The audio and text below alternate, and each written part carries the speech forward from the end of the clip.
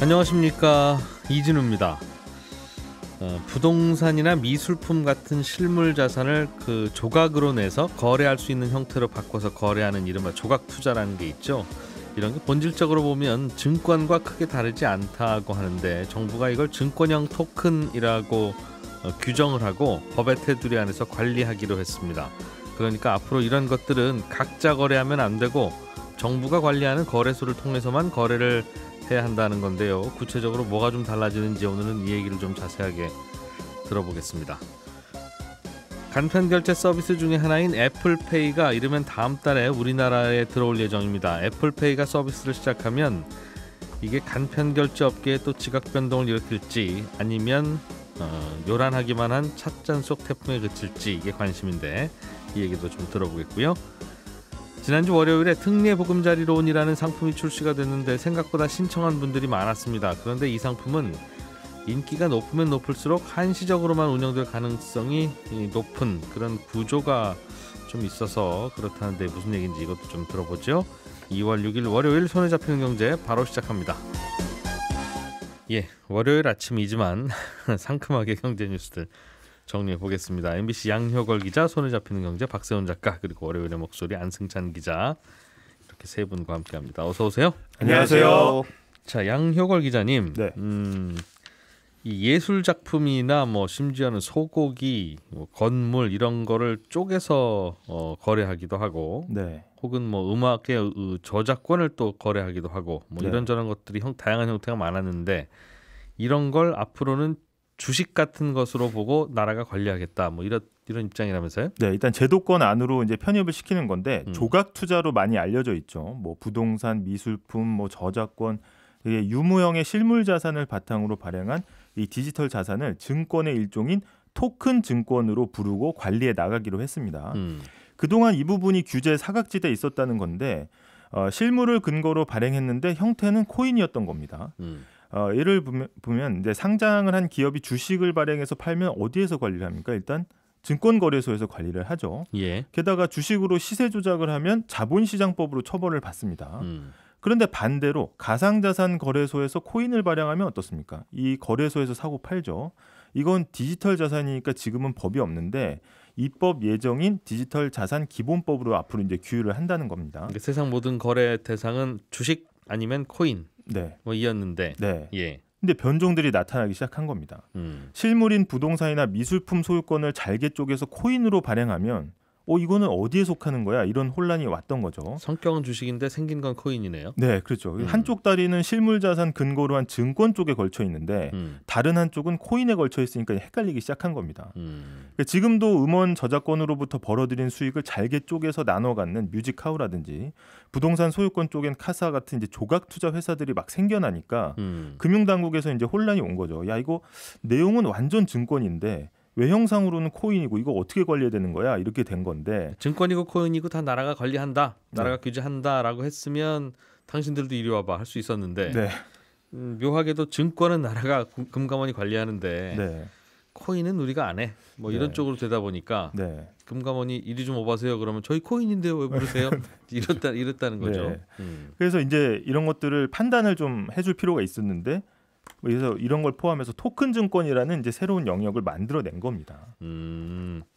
증권 성격을 갖고 있는 코인이라고 네, 그렇죠. 해서 네. 요거는 우리가 관리한다는 거죠. 네.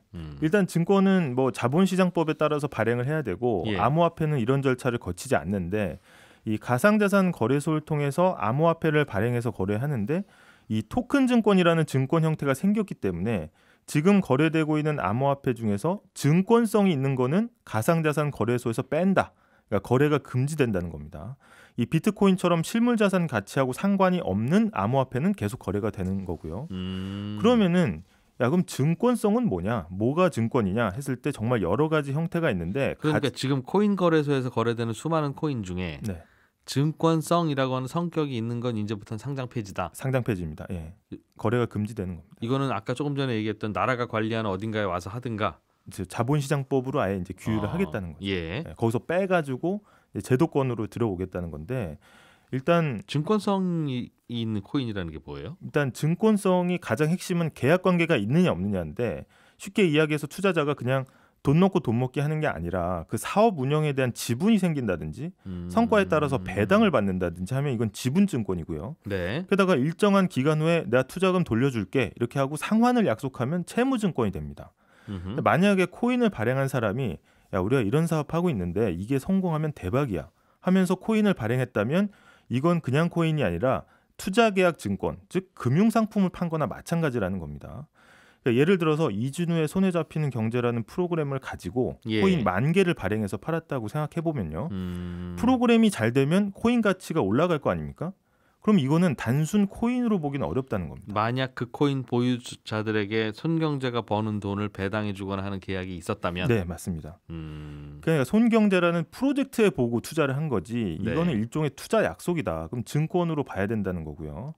근데 문제는 이 암호화폐나 코인이 증권성이 있는지 없는지는 사실 딱 봐서 알기는 어렵다는 겁니다. 당국이 하나하나 이걸 보고 아 이건 증권성이 있다, 아니다, 이건 증권성이 없다 이렇게 갈라줘야 되는데 예. 지금까지는 거래소가 자체적으로 판단을 해서 거래를 해왔거든요. 그러니까 지난해 이제 테라나 루나 사건 기억하시죠? 이거는 그동안 잘 거래를 하다가 검찰이 이 문제가 생기니까 두 종류의 코인이 이게 투자계약 증권의 성격이 있다 이렇게 결론을 내렸거든요. 투자계약 성격이 있는 증권형 코인이면 이건 규제를 하겠다는 거니까. 맞습니다. 현재 이제 시가총액 6위의 암호화폐 리플도 예. 사실 미국에서 이게 증권인지 아닌지를 놓고 미국 증권거래소와 법정에서 지금 다투고 있습니다. 그러니까 증권성이라고 하는 건 이 코인이 왜 어떻게 돈을 벌고 이게 왜 돈이 되는 건데요? 라고 질문했을 때 네.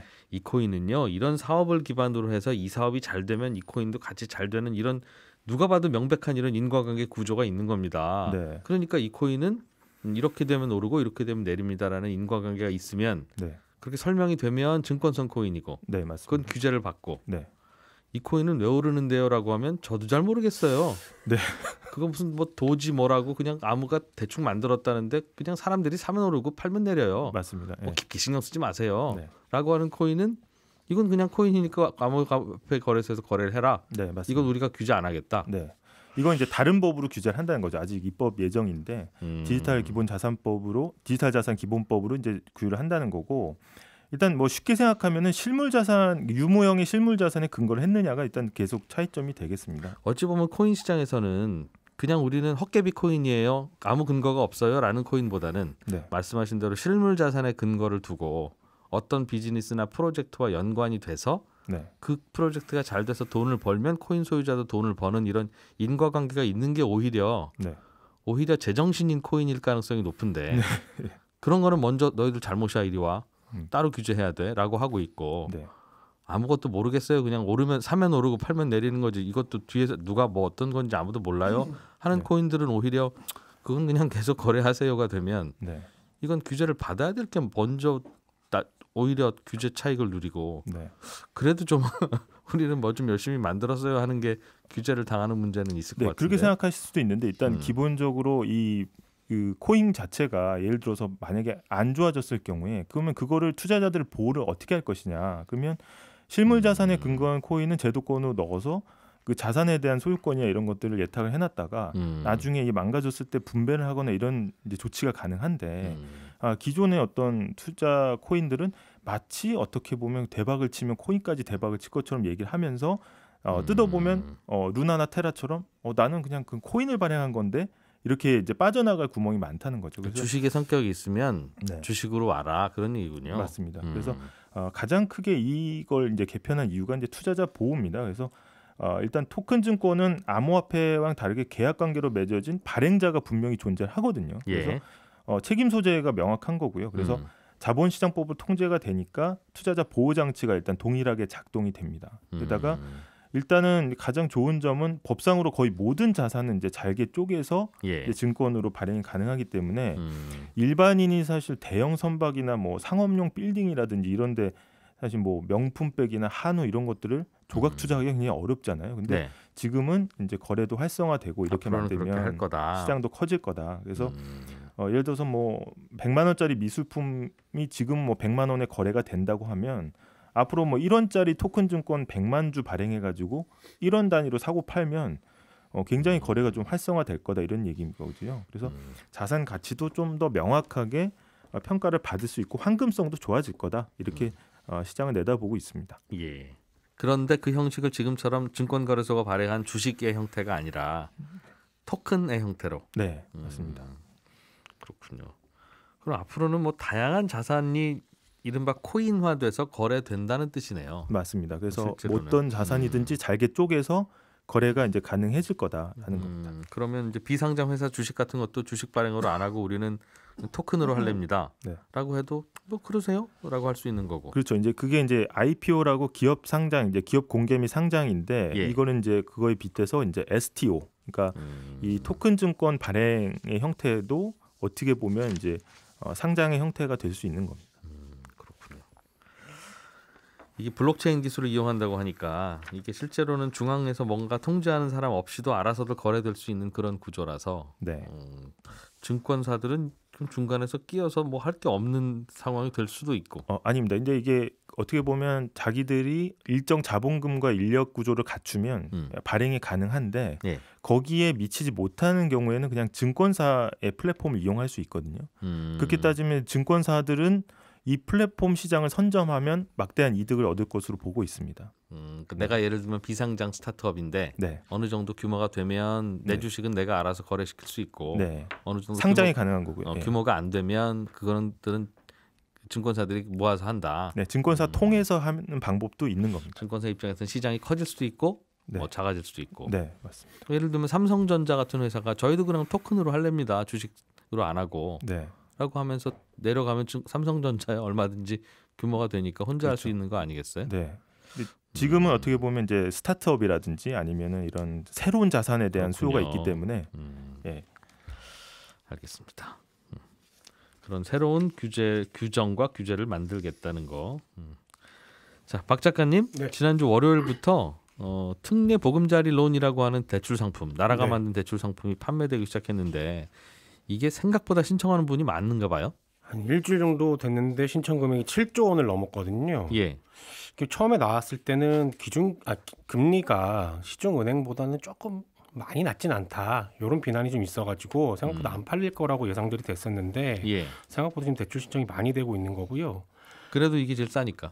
그나마 지금은 싸죠. 근데 이게 또 예. 고정금리라는 메리트를 앞에 내세웠는데 지금 예. 시중금리가 내려가고 있는 국면이고 그럼 고정금리가 딱히 메리트가 있을 것 같지도 않거든요. 그러나 뭐 불리하다 싶으면 갈아타면 되니까. 그렇습니다. 그런 예. 의미 때문인지 몰라도 초반 흥행은 좀 성공했다. 이런 평가가 나오고 있습니다. 그렇군요. 이거는 조건이 어떻게 됐죠? 아무나 신청하면 받을 수 있었어요? 아니면... 그렇습니다. 시세 9억 원 이하의 집을 살 때 최대 5억 원까지 소득 제한이 없다라는 게 장점입니다. DSR에 포함도 안 되고 이미 대출 받은 분도 내 집이 시세 9억 이하이기만 하면 갈아탈 수 있고. 갈아탈 수 있습니다. 그리고 집주인이 세입자한테 돌려줘야 될 전세 보증금 예. 그 용도로도 빌릴 수 있습니다. 9억 원 이하이기만 이하이면, 하면 예. 뭐 집주인의 소득이나 이런 건 안 봐요? 묻지도 따지도 않습니다. 아, 그렇군요. 그런데 이거는 그럼 신청하는 분들이 많으면 네. 빨리 선착순으로 가야 되는 겁니까? 아니면 신청하는 대로 다 받아줍니까? 일단 선착순으로 좀 갈 필요가 있는 게 이게 1년만 한시적으로 운영되는 그런 상품이거든요. 1년. 네. 예. 근데 어쩌면 생각보다 훨씬 더 빨리 마감이 될 수도 있는 게 예전에 정부가 해주는 정책 대출 상품은 소득 제한이 있었거든요. 예. 얼마 이상 버는 사람들은 이용을 못했는데 그래서 저소득층들이 주로 이용을 했단 말이에요. 그리고 주택이 있는 사람들도 대출에 제한이 있었는데 이번 상품은 말씀드렸듯이 소득 제한이 전혀 없는 데다가 이미 집을 산 사람들도 대출 갈아타는 용도로 빌릴 수 있고 예. 전세 보증금 반환용으로도 빌릴 수 있기 때문에 대출 규모가 예전 정책 상품보다 늘어날 가능성이 매우 높습니다. 그러니까 대출 마감이 빨리 될 가능성이 높거든요. 정부가 예상했던 것까지만 받고 네. 어느 날 갑자기 스톱할 수 있다는 거죠? 그렇습니다. 정부가 마련한 재원이 대략 40조 원인데 지금 벌써 7조 원 나갔으니까요. 그럼 일주일에 7조 원 나가고 오늘 방송 때문에 더 나가고 그러면 네. 한 두어 달 만에 마감될 수도 있겠네요. 그럴 수도 있죠. 그리고 이 돈 다 나가면 더 이상 대출을 안 해주는 겁니다. 그래서 혹시나 해서 주택금융공사 쪽에 물어봤는데 아직은 재원을 추가로 더 마련할 계획은 없다고 합니다. 만약에 신청이 많으면 재원을 더 늘릴 수도 있지 않을까 싶기도 하지만 이 대출 상품은요.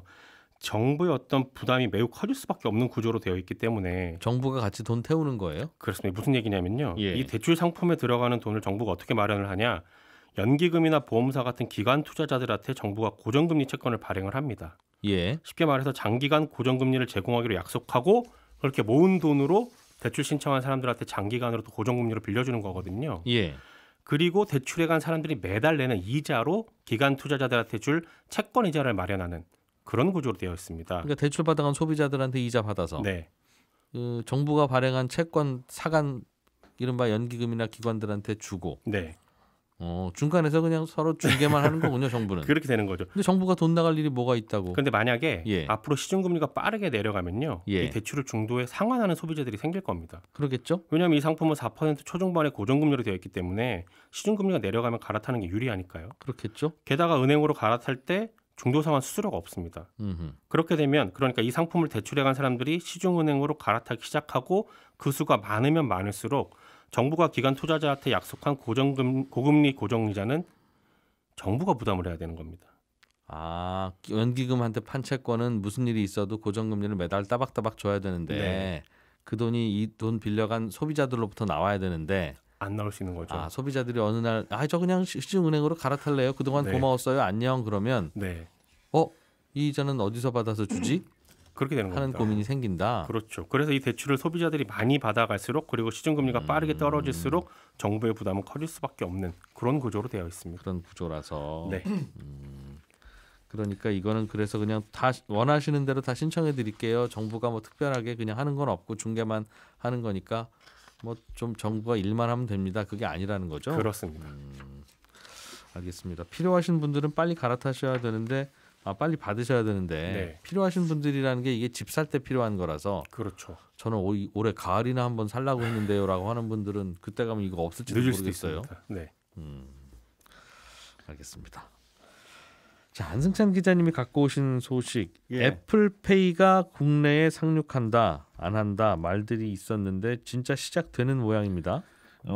그렇습니다. 애플페이라는 게 뭐 그동안 사실은 뭐 도입한다는 얘기들이 워낙 많았거든요. 예. 뭐 언제 한다, 안 한다, 소문만 무성하다가 별 얘기 없이 이제 뭐 사그라지고 이런 일이 반복돼서 네, 사실은 뭐 한간에서는 애플페이는 한국은 통일 이후에나 가능할 거다 이런 우스갯소리가 나올 정도로 사실은 뭐 도입이 좀 쉽지 않았던 게 사실인데 예, 지난 금요일에 금융위원회가 애플페이 서비스 도입을 추진할 수 있음을 확인한다 이렇게 공식적으로 보도자를 냈거든요.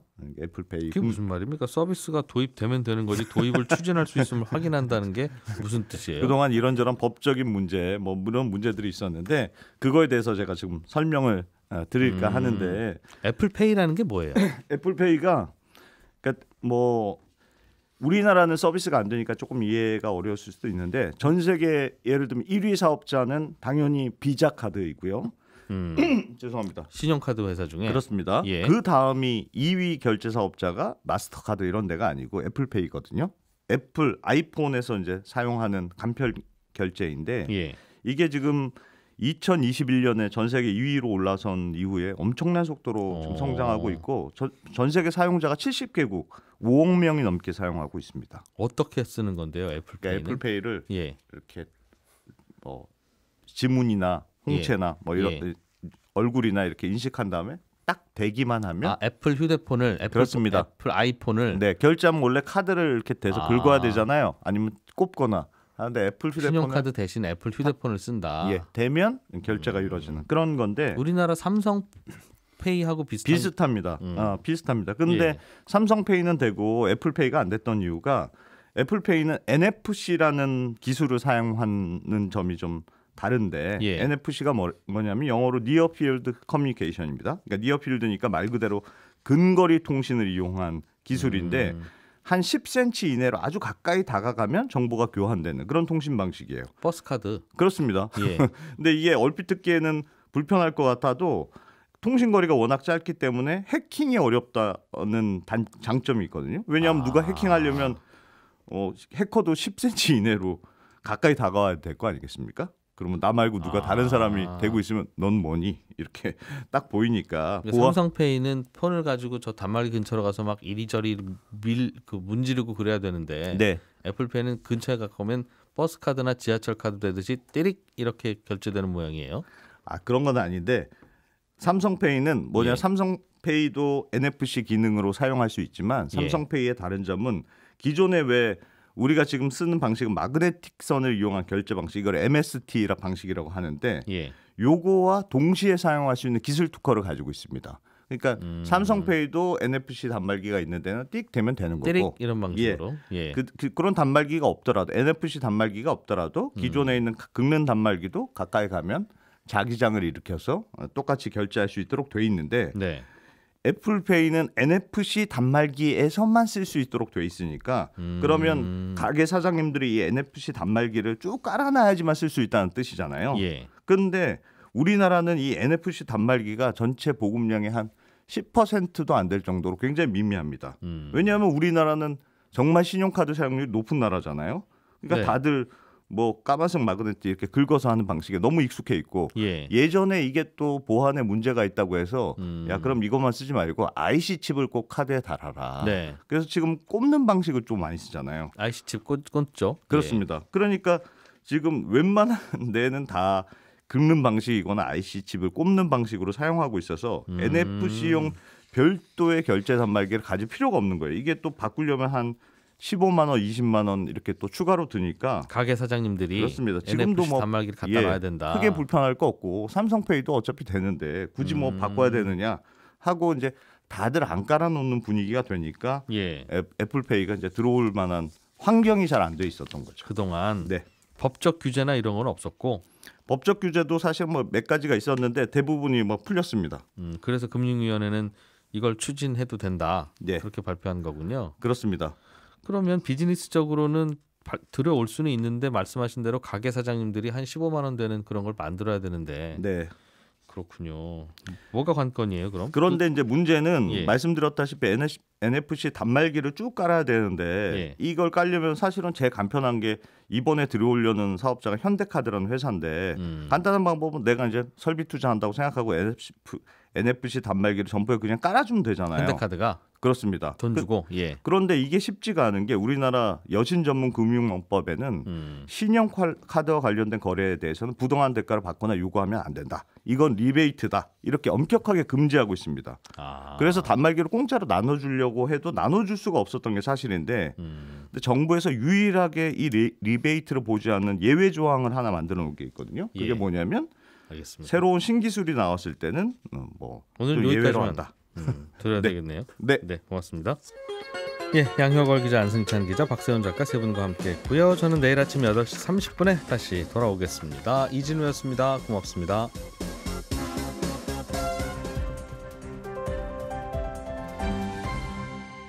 경제를 생각하는 사람들의 즐거운 습관.